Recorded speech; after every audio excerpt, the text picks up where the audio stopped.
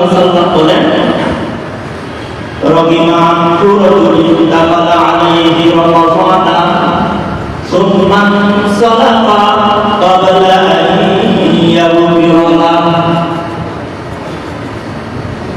যে ব্যক্তি রমজান মাস পাইল অথচ রমজান মাসটা উপর দিয়ে অতিবাহিত হয়ে গেল কিন্তু রমজান মাস পাওয়ার পরে ওই ব্যক্তি রমজান মাসের কোনো পুঁজি সে জোগাড় করতে পারল না রমজান মাসে সে কোনো কিছু হাসিল করতে পারল না অর্থাৎ সে আল্লাহকে রাজি খুশি করতে পারল না সে জান্নাত কামাই করতে পারল না সে তার নাম জাহান্নামের মধ্যেই রয়ে গেল আল্লাহর রাসূল বলেন দাখালা আলাইহি রমাযানা সুম্মা সালাতা ক্বাবলা আন ইয়াগফিরা লাহু ওই ব্যক্তি হচ্ছে এমন হতভাগা এই হাদিসটা রমজান মাসের আগে আরেকদিন বলেছি যে ওই ব্যক্তি হচ্ছে এমন হতভাগা যে রাসূল যে বদদুয়া করেছেন ওই বদদুয়া অন্তর্ভুক্ত হয়ে ওই ব্যক্তিটা চিরদিনের জন্য জাহান্নামী হয়ে যাবে জোরে জোরে বলেন নাউযুবিল্লাহ এই জন্য রমজান মাস অতিবাহিত হয়ে গেছে এখন যদি আমাদের হুঁশ না আসে আর কবে হুঁশ আসবে এখন আমাদের হুঁশ আসার দরকার যে রমজান মাস তো যেইভাবে আসছিল ওইভাবে শেষ হয়ে যাইতেছে কিন্তু আমি তো কিছু করতে পারলাম না আমি কি করতে পারলাম এইগুলি আমি নিজে নিজে একটু বিবেচনা করি আমি ওই কত পুরাণ করেছি আজকে তাজিল কালেমার কতকে আমি পূর্ণ করতে পেরেছি কিনা হ্যাঁ কালেমার কত লা ইলাহা ইল্লাল্লাহ কত এই কতকে আমি পূর্ণ করতে পেরেছি কিনা কুরআনের কতকে আমি পূর্ণ করতে পেরেছি কিনা আমি তাসবিহ তাহলিল বেশি বেশি করতে পেরেছি কিনা রমজান মাসের শেষ দশকে রাসূল করিম সাল্লাল্লাহু আলাইহি ওয়াসাল্লাম বলেন যে আমি রমজান মাসের প্রথম 10 দিন ইতিকাফ করেছি লাইলাতুল কদরের আশায় যে লাইলাতুল কদর পাই কিনা দেখি চেষ্টা করি রাসূল বলেন প্রথম 10 দিন আমি ইতিকাফ করার পরে লাইলাতুল কদর আমি খুঁজে পাইলাম না তারপর লাইলাতুল কদরের আশায় দ্বিতীয় 10 দিন আমি আবার ইতিকাফ করলাম দ্বিতীয় 10 দিন ইতিকাফ করার পরে আমি লাইলাতুল কদর পেলাম না তৃতীয় 10 দিন আবার আমি ইতিকাফে বসলাম তৃতীয় 10 দিন ইতিকাফ করার পরে আমার মনে হয়েছে যে লাইলাতুল কদর সুনিশ্চিতভাবে আমার ভাগ্যে আল্লাহ দিয়ে দিয়েছে সুবহানাল্লাহ দ্বিতীয় 10 দিন ইতিকাফ করার পরে লাইলাতুল কদর আল্লাহর রাসূল পেয়েছেন এজন্য রাসূল বলেন তাহাররু লাইলাতুল কদরি ফিল আশরিল আওয়াখির মির রমাযান তোমরা লাইলাতুল কদর তালাশ করো আল্লাহর রাসূল আমাদের অবস্থাটা আমরা যে দুর্বল ঈমান আমরা যে দুর্বল মানুষ এজন্যই আমাদের অবস্থাটা জেনে আল্লাহর রাসূল আমাদেরকে শেষ 10 দিন ইতিকাফ করার জন্য বেশি গুরুত্ব দিয়েছেন যে তোমরা তো 30 দিন ইতিকাফ করতে পারবে না তোমরা তো এত শক্তিশালী ঈমানদার না তোমরা যদি 30 দিন ইতিকাফ নাও করতে পারো শেষ 10 দিন ইতিকাফ তোমরা করিও শেষ 10 দিন যদি ইতিকাফ করো তাহলে তোমাদের ভাগ্যেও আল্লাহ তাআলা লাইলাতুল কদর নসিব করে দিবেন জোরে বলেন সুবহানাল্লাহ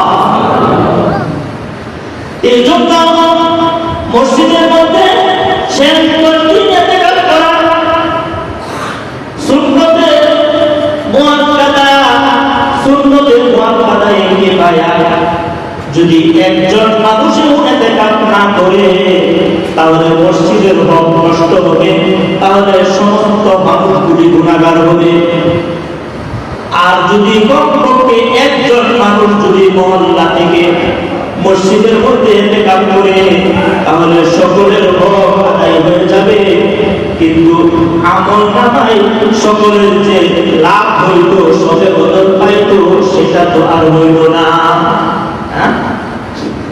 আপনি ইতিকাফের দায়িত্ব থেকে আপনি বাঁচতে পারবেন, কিন্তু আপনি ইতিকাফ করলে যে ফায়দা পাইতেন সেটা তো আর আপনি পাবেন না। এজন্য শেষ দশকের, বিশেষ করে শেষ দশকের বেজোর রাত্রিগুলিকে আল্লাহর রাসূল শবে বদর তালাশ করার জন্য বলেছেন। বেজোর রাত্রিগুলিতে শবে বদর তালাশ করার জন্য আল্লাহ তাআলা আল্লাহর রাসূল বলেছেন। এজন্য আমরা প্রত্যেক রাত্রি বিশেষ করে বেশি অনুভূতি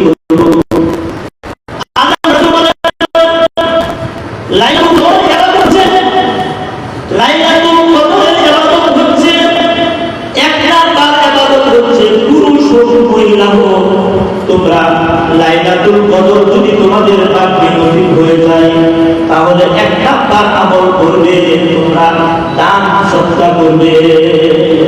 সুবহানাল্লাহ।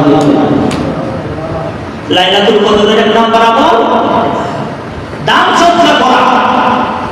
এখন বলতে পারেন যে হুজুর রাত্রে বেলায় আমি কোথায় ফকির মিসকিন পাবো?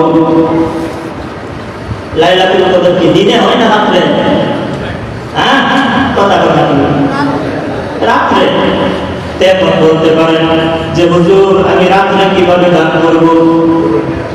পুরুষরা যদিও আমরা রাত্রে দান করতে পারি, রাত্রে মসজিদে আসি, রাত্রে মসজিদে কিছু দিয়ে গেলাম, রাস্তাঘাটে চলাফেরা করি, ফকির মিসকিন পাইলে কিছু দিলাম, কিন্তু মহিলা মানুষ যারা ঘর থেকে বাইরে হয় না তারা রাত্রে কিভাবে দান করবে? এজন্য মুহাদ্দিসিন ইকরাম লিখেন যে কোন মহিলা যদি লাইলাতুল কদরের নিয়তে সে যদি লাইলাতুল কদর পায় তাহলে সে যে আমলগুলি করবে তার মধ্যে এক নাম্বার আমল হচ্ছে সে লাইলাতুল কদরে গরিব মিসকিন এতিম অসহায়দের জন্য সে দান করবে। মহিলারা কিভাবে দান করবে? মনে করেন ঘরের মধ্যে একটা কটুয়া, ঘরের মধ্যে একটা কটুয়া অথবা ঘরের মধ্যে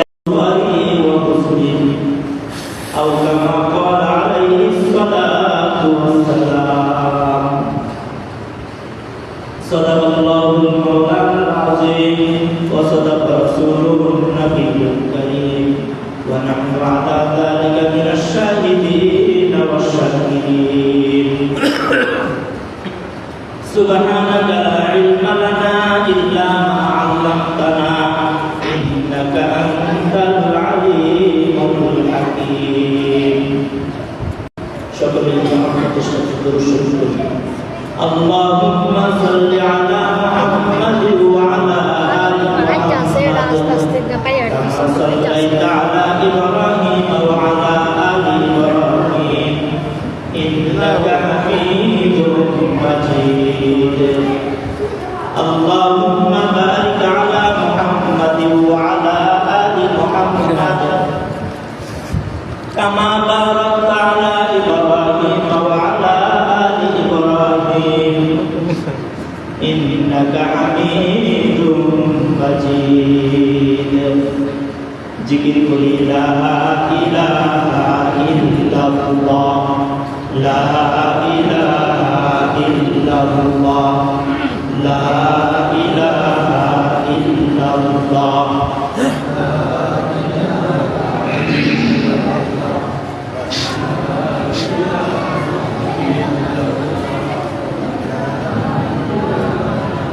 সকলে মুহাম্মাদের সাথে জবাব করি লা ইলাহা ইল্লাল্লাহ, লা ইলাহা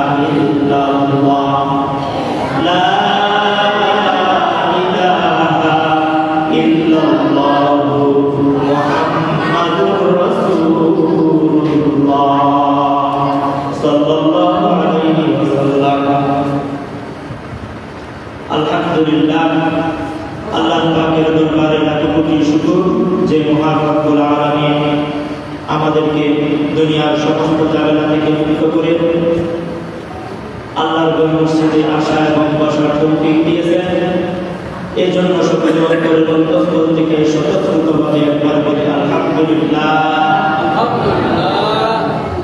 আল্লাহ পাকের দরবারে অসংখ্য গণিত শুকরিয়া যে মহান মালিক আমাদেরকে রমজান মাসের চতুর্থ জুমা অর্থাৎ শেষ জুমাও হয়ে যেতে পারে আমাদেরকে যে আমরা আল্লাহর ঘরে আসতে পেরেছি, বসতে পেরেছি, এটা আল্লাহ রাব্বুল আলামিনের পক্ষ থেকে বিরাট বড় মেহেরবানি আর দয়া। যে আল্লাহ রাব্বুল আলামিন বান্দাকে গুনাহ মাফ করার জন্য, তাকওয়াবান বানানোর জন্য, জাহান্নাম থেকে মুক্তি দেওয়ার জন্য, জান্নাত দিয়ে দেওয়ার জন্য আল্লাহ তাআলা বান্দাকে এই রমজান মাস দিয়েছিলেন। এই রমজান মাস আস্তে আস্তে আমাদের কাছ থেকে বিদায় নিয়ে চলে যেতে চাইতেছে।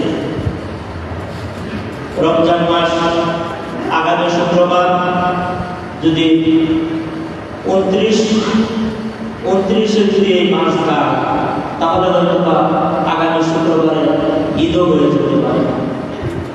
আর যদি 30টা পূরণ হয় তাহলে শনিবারে ঈদ হবে, আগামী শুক্রবারটা আমরা পেতে পারি। এই জন্য রমজান মাস আসছে, বিদায় নিতেছে, কিন্তু আমরা কি পেলাম এটা আমাদের বিবেচনা করার দরকার। এই জন্য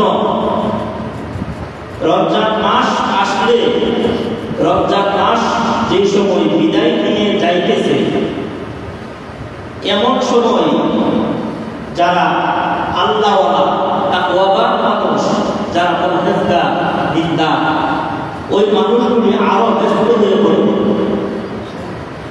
রমজানের শুরুতে যাদের সাথে কথাবার্তা বলার সামান্য সুযোগ পাওয়া গেছে, কিন্তু রমজান মাসের যখন শেষ দিক আসছে তখন তাদের সাথে সালাম কালাম ছাড়া বাকি কোনো কথা বলার সুযোগ তাদের সাথে হয় না। কেন? যে তারা রমজান মাসকে এমন গুরুত্ব দিয়েছেন যে কথা বলবে কখন, কথা বলার তো সময় নাই। আল্লাহকে রাজি খুশি করার সময় অতিবাহিত হইতেছে, প্রত্যেকটা মুহূর্ত হচ্ছে,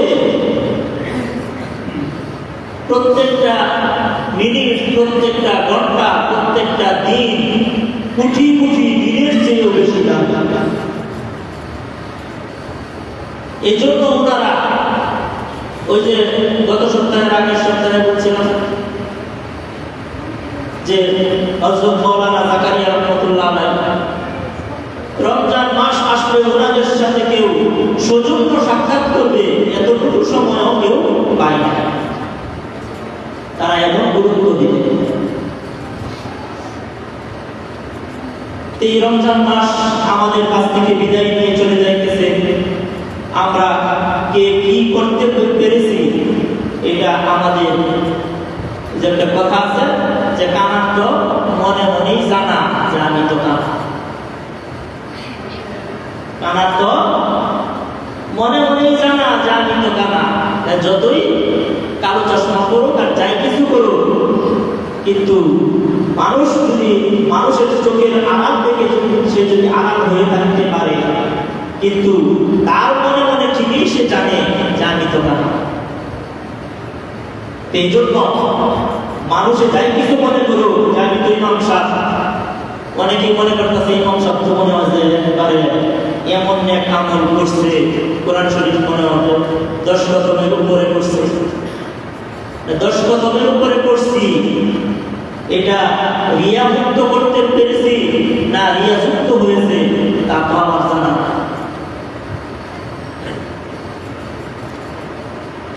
অনেকেই মনে করতে পারে যে অমুক মুসল্লি তো আমি অনেক ইবাদত বন্দেগী করছি, কিন্তু এটা ওনাদের ধারণা, ভালো ধারণা, মানুষের প্রতি এটা ভালো, কিন্তু খারাপ ধারণা এটা গুনাহ।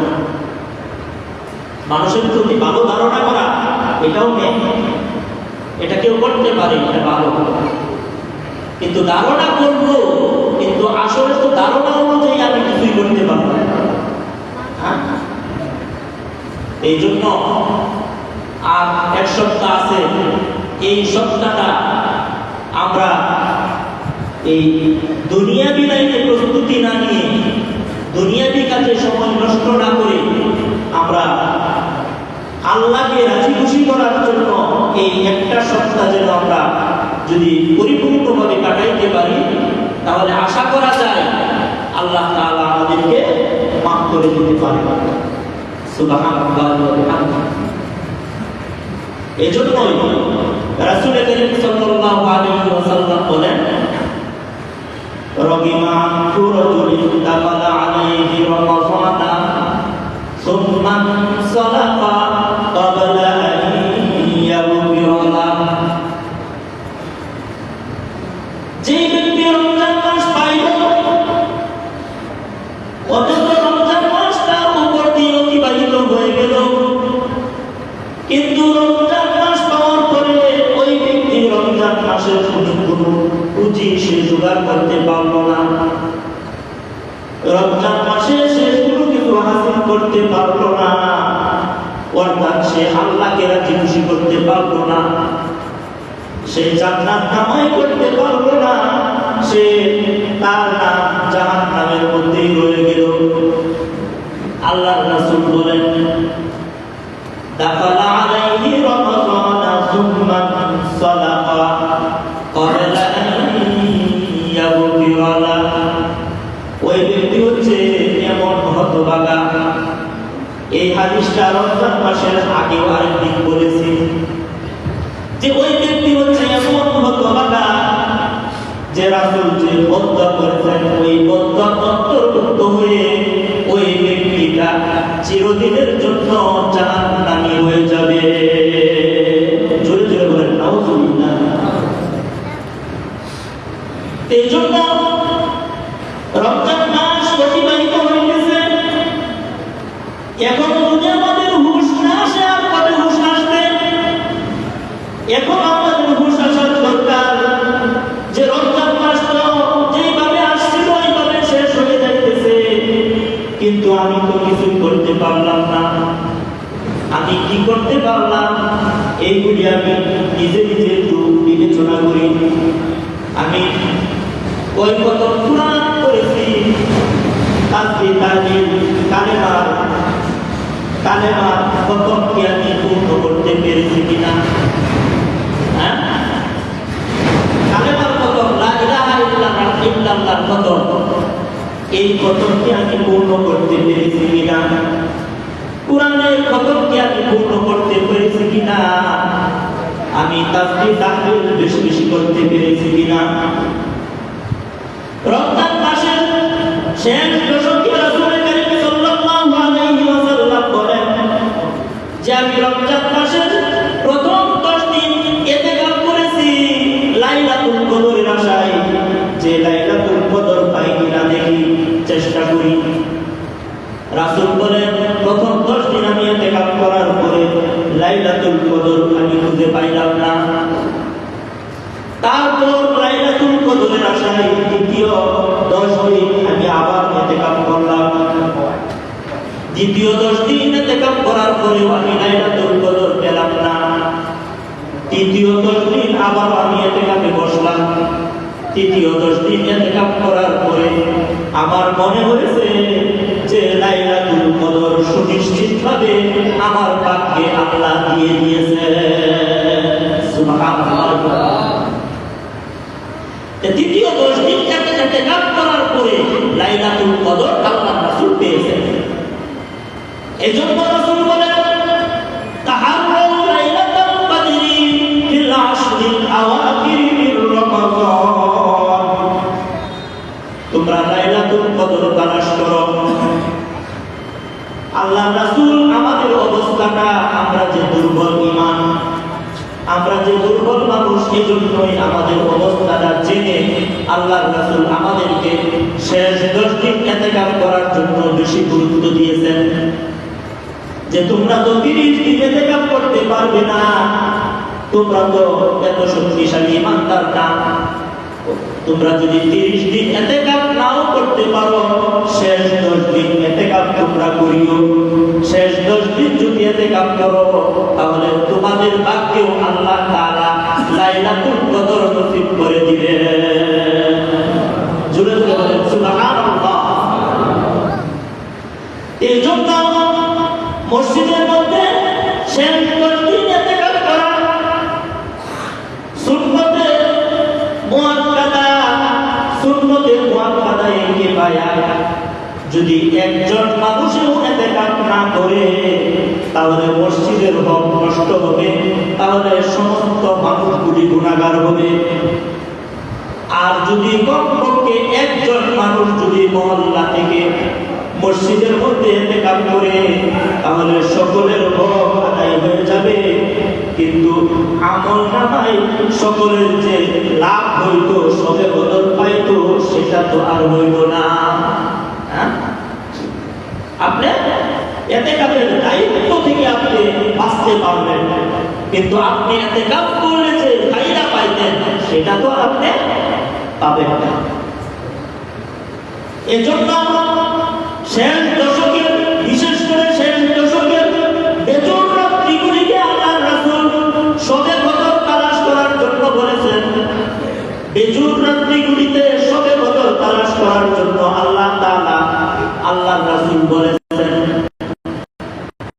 এজন্য আমরা প্রত্যেক রাত্রি, বিশেষ করে বেশি অনুভূতি করব।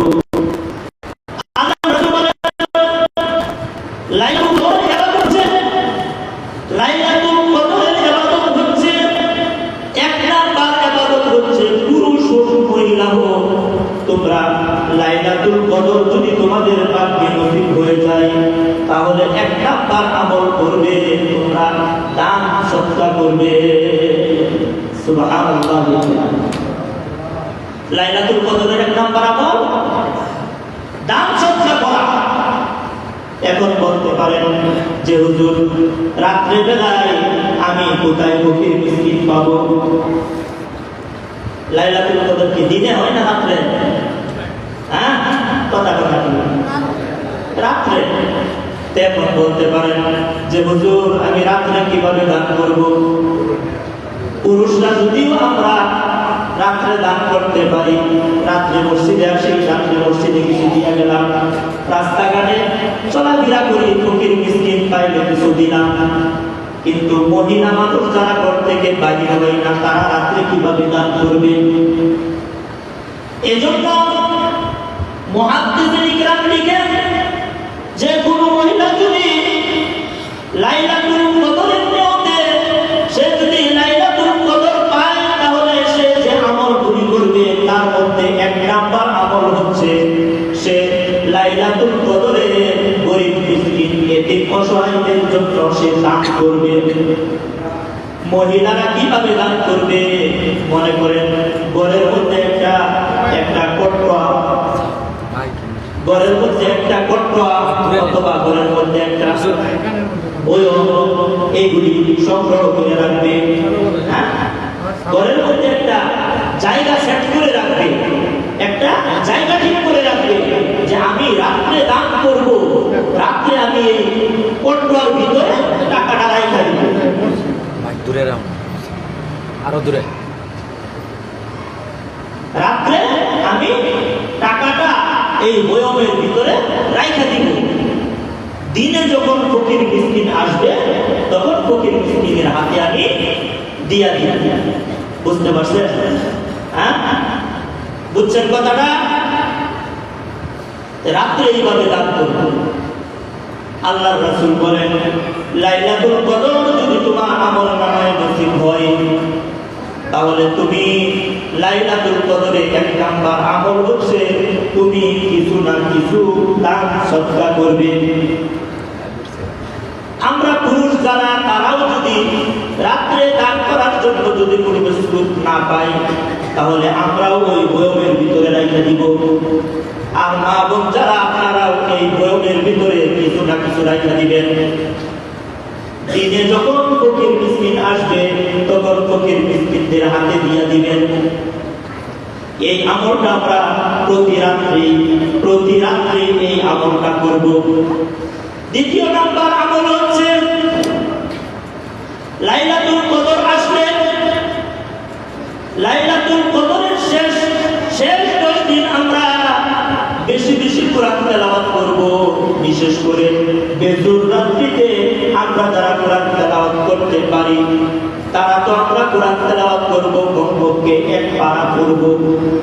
আর যারা পারি না তারা আলহামদুলিল্লাহ সূরা কুল হুয়াল্লাহর সূরা কি করে কুল হুয়াল্লাহর সূরা পারি না এরকম কেউ আছে?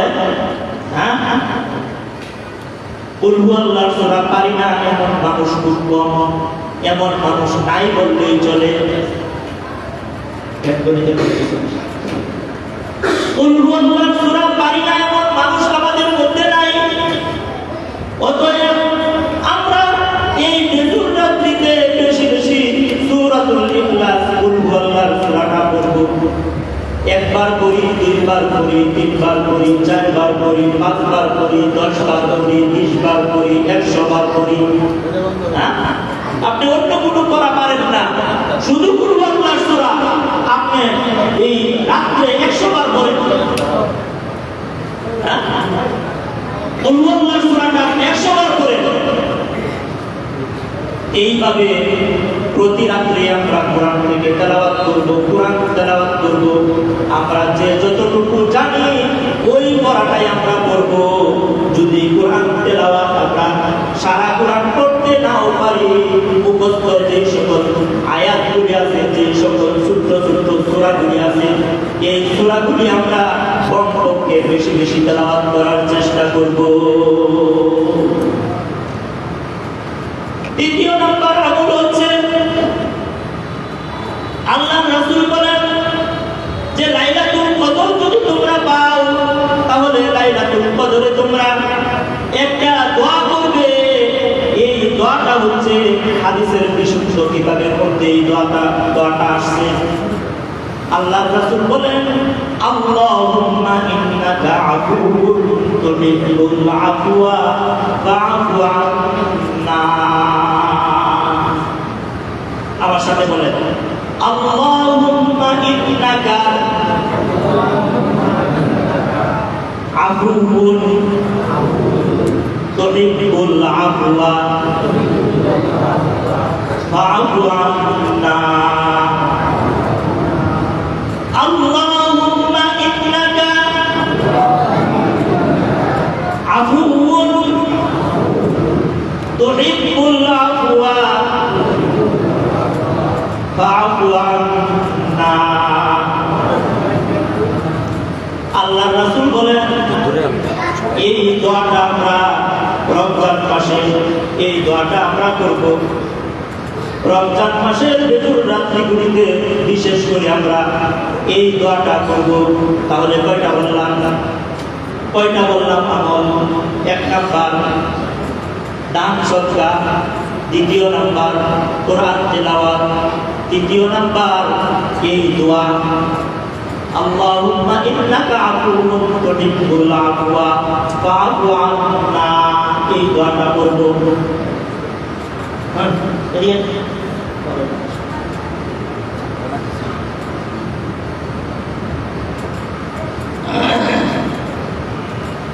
এই 3টা আমল আমরা করব।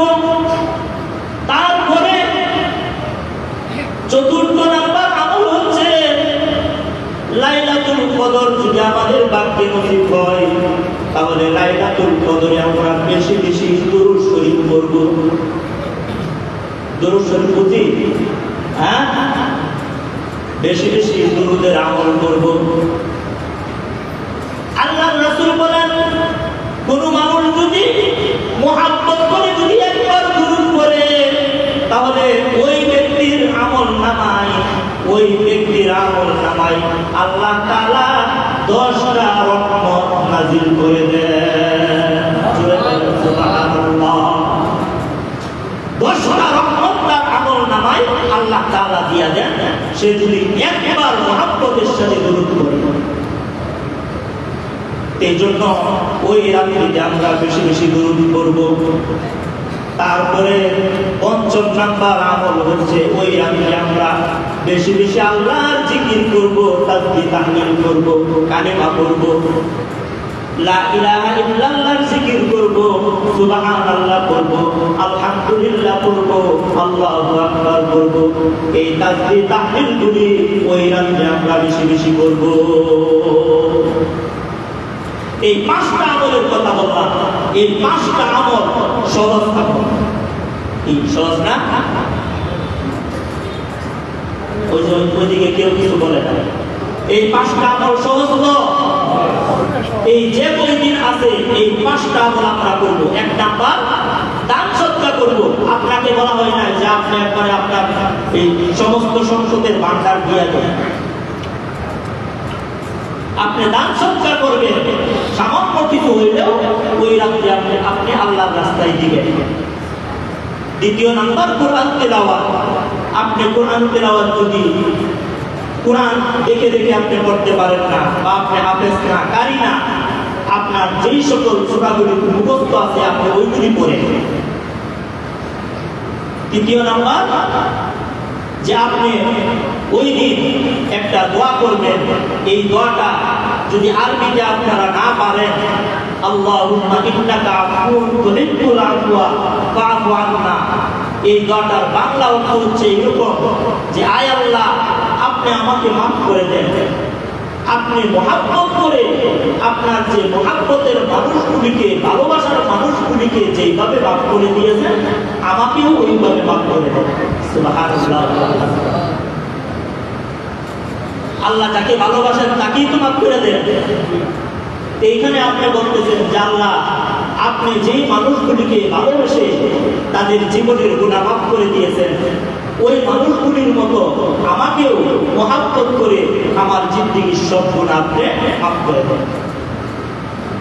এই যদি আরবিতে না পারেন বাংলাতে বলবেন যে আপনার মহাব্বতের মানুষকে যেইভাবে মাফ করে দিয়েছেন, আমাকেও মহাব্বত করে আমার জীবনের সব গুনাহ আপনি মাফ করে দেন। 4 নাম্বার বলছিলাম দরুদ শরীফ পড়া। দরুদ শরীফ যদি আপনি লম্বা দরুদ না পারেন, কমপক্ষে বলবেন সাল্লাল্লাহু আলাইহি ওয়াসাল্লাম। এটি পারবেন না? এতটুকু দরুদ যদি আমরা না পারি, তাহলে কিসের মুসলমান হই না? দুনিয়ার এমন কিছু বুঝি না, এমন কিছু তো নাই। হ্যাঁ, যদি এতটুকু দরুদ আমরা না পারি, আজকেই শিখে দিতে সাল্লাল্লাহু আলাইহি ওয়াসাল্লাম, সাল্লাল্লাহু আলাইহি ওয়াসাল্লাম। আজকে এই এতটুকু দরুদ শিখে দিতে। এই লম্বা দরুদ যদি আমরা না পারি, কমপক্ষে ছোট্ট দরুদ হলেও আমরা এই রাত্রে বেশি বেশি করব। 5 নাম্বার বলছি কালেমা পড়ব, তাসবিহ তাহলিল করব। কালেমা মানে তাসবিহ তাহলিল। লা ইলাহা ইল্লাল্লাহ থেকে ধরে লা ইলাহা ইল্লাল্লাহু মুহাম্মাদুর রাসূলুল্লাহ, সুবহানাল্লাহ, আলহামদুলিল্লাহ, লা ইলাহা ইল্লাল্লাহ, আল্লাহু আকবার, যে এই সকল ছোট ছোট তাসবিহ আছে এইগুলি আমরা সবাই পারি। এই তাসবিহগুলি আমরা বেশি বেশি করব। এই 5টা আমল সবে বদরে আমরা এই 5টি আমল করব। সবে বদরের আশায় আমরা এই আমলগুলি করতে থাকব। সামনে আসতেছে আমাদের ভুল ত্রুটি, রমজানের রোজার ত্রুটি বিচ্যুতির জন্য আল্লাহর রাসূল আমাদেরকে সাদাকাতুল ফিতরের ব্যবস্থা করেছে। সাদাকাতুল ফিতর এটা ওয়াজিব। عن عمر رضي الله تعالى عنه قال فرض رسول الله صلى الله عليه وسلم زكاة الفطر صاعا من تمر أو صاعا من بر أو قمح عن 2 صغير أو كبير أو حر ذكر أو أنثى الحديث। এই হাদিসটা বুখারী শরীফের 1503 নাম্বার হাদিসের মধ্যে আনা হয়েছে। মুসলিম শরীফের 984 নাম্বার হাদিসের মধ্যে আনা হয়েছে। এমনকি সহিহ যত বড় বড় কিতাব আছে প্রত্যেক কিতাবের মধ্যে এই হাদিস আনা হয়েছে। খুব গুরুত্বপূর্ণ হাদিস। এই বুখারী শরীফের 1503 নাম্বার হাদিস, এই হাদিসের মধ্যে বলা হইতেছে যে প্রত্যেক মানুষ আধা সা পরিমাণ সদকা দেওয়া, সাদাকাতুল ফিতর দেওয়া প্রত্যেকের জন্য ওয়াজিব।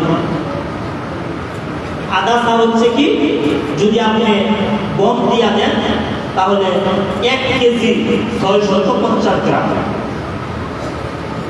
আর যদি গম ছাড়া আরো 5টা জিনিস দিয়ে দেওয়া যায়, যেমন কিশমিশ, পনির, তারপরে এই আর কি খেজুর, এইগুলি দিয়ে যদি দেন তাহলে আপনার 3 কেজি 300 গ্রাম দিতে হবে। আমরা বাংলাদেশের মানুষ সবসময় কম যেটা মাল যেটা কম দিতে হইব আমরা সবসময় এটা দিতেই পারি। এই জন্য সরকারিভাবে ফেতরা ধার্য করা হয়েছে 110 টাকা। সরকারিভাবে সর্বনিম্ন ফেতরা ধার্য করা হয়েছে 110 টাকা। এটা হলো একবার গরিব মানুষ যারা তাদের জন্য। আর যারা ধনী, যেমন পনির, কেউ যদি খেজুর দিয়া দেয় তাহলে আপনি বাজারে যায় দেখবেন স্বাভাবিক খেজুর যেটা একবারে হাই লেভেলও না, তারপরে একবারে নিম্নও না। আপনি যদি ধনী হন তাহলে আপনি হাই লেভেলটা দিবেন। হাই লেভেলের খেজুর যদি 3 কেজি 300 গ্রামের দাম কত হয়? এই পরিমাণ টাকা আপনি সাদাকাতুল ফিতর দিবেন। 3000 হইতে পারে, সর্বোচ্চ 3000 হইতে পারে। আর যদি আপনি এই পনির দিয়ে দেন তাহলে এরকমই হবে 3560 টাকার মতো। আমি এগুলি সবগুলি হিসাব করে দেখছি, মোটামুটি 3000, 2800, 2500 এরকম হয়।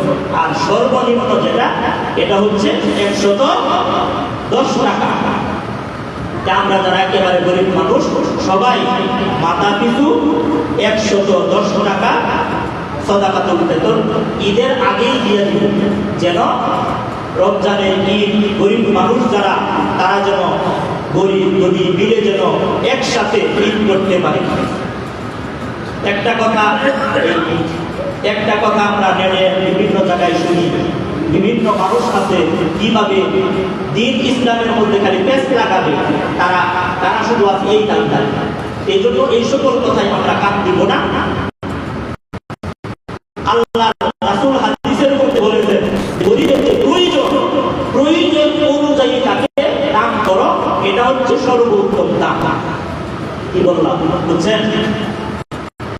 গরিব মানুষের খুব প্রয়োজন অনুযায়ী দাও, এটা হচ্ছে সর্বোচ্চ উত্তম দান। আপনি খেজুর দিতে হবে না, চাউল দিতে হবে না, টাকা দিতে হবে না, এইগুলি কোনো নির্ভরযোগ্য কথা না। আসল কথা হচ্ছে তার চাহিদা অনুযায়ী দাও, এটা হচ্ছে উত্তম। কেউ যদি টাকার প্রয়োজন হয় তাকে টাকা দেন। আর যদি মনে করেন একজন অসুস্থ আছে তাকে টাকা দিতে কি হবে? তাকে হসপিটাল নিয়ে যাবেন, তাকে ঔষধ দেন, ওষুধপত্রের ব্যবস্থা করে দেন। এটা হচ্ছে তার জন্য সাদাকাতুল ফিতর, তার জন্য সেবা। আরেকজনের বড় চাউল আছে, ডাউল আছে, খাবার পত্র সব কিছু আছে, কিন্তু বাজার করার মতো টাকা নাই, তাকে আপনি টাকা দেন, তার টাকার দরকার দেন। তার গরিবের চাহিদা অনুযায়ী দেওয়া, এটাই হচ্ছে সর্বোত্তম সাদাকাতুল ফিতর, এটাই হচ্ছে সর্বোত্তম ফিতরা। এই জন্য আমরা এই ফিতরাগুলি সঠিক সময়ে ঈদের আগে গরিব মানুষদের দ্বারে দ্বারে আমরা পৌঁছিয়ে দিব।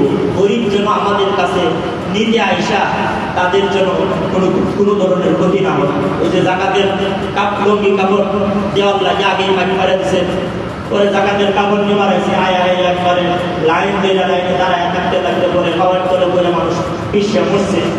এরকম ঘটনা যেন আমাদের না ঘটে, আমরা গরিবের দ্বারে পৌঁছায় দিব, বুঝছি না? ওয়া ফি আমওয়ালিহিম হাক্কুল লিস-সাইলি ওয়াল মাহরুম।